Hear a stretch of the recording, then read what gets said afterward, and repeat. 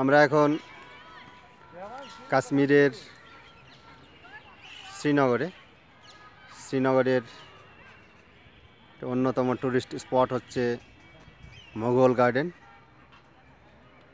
আমরা মুঘল গার্ডেনে কিছুক্ষণ হলো ঢুকেছি। চারিদিকে শ্রেণীবদ্ধ পর্বত চূড়া, মাঝে সমতল ভূমি। সেই সমতল ভূমিতে কাশ্মীরি ভাই বোনেরা বসবাস করে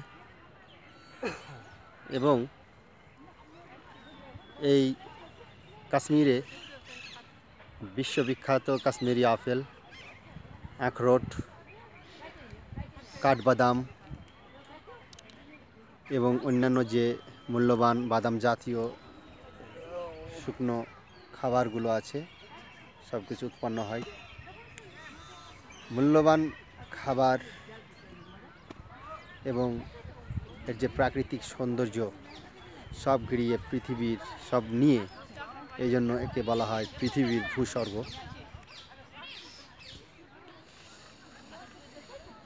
তো কাশ্মীর না আসলে এর প্রাকৃতিক সৌন্দর্য অনুমান করে বা ছবিতে দেখে বোঝা অসম্ভব। শুধুমাত্র কাশ্মীর আসলেই এখানকার সৌন্দর্য এবং প্রাকৃতিক যে বৈশিষ্ট্য সেটা বোঝা যাবে।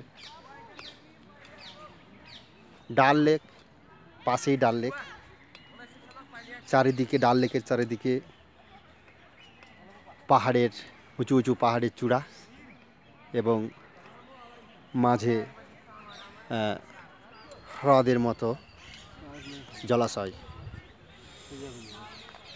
সুন্দর, সব মিলিয়ে সুন্দর দৃশ্য। আমরা শুধু এখন প্রথম দিন, আজকে শ্রীনগরের সাইট সিন করছি।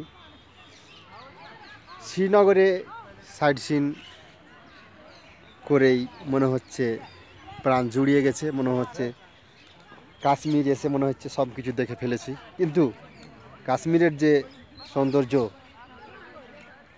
সেটা দেখে শেষ করা যাবে না।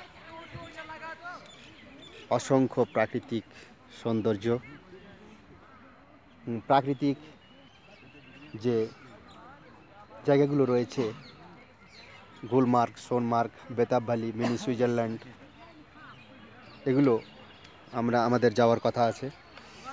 আমরা কয়েকদিন থাকব কাশ্মীরে এবং এই জায়গাগুলো ঘুরে ঘুরে সংক্ষিপ্তভাবে হলেও দেখার চেষ্টা করব। কেননা কাশ্মীর আসা তো সহজ বিষয় নয়। আমরা ওয়েস্ট বেঙ্গল থেকে সুদীর্ঘ 10 দিন ধরে যাত্রা করে বাসে বিভিন্ন অন্যান্য টুরিস্ট স্পটগুলো দেখে আসছি এবং শেষে কাশ্মীরে এসে পৌঁছেছি এবং কাশ্মীরে আমরা থেকে এর যে প্রাকৃতিক সৌন্দর্য সেগুলো আমরা দেখার চেষ্টা করব।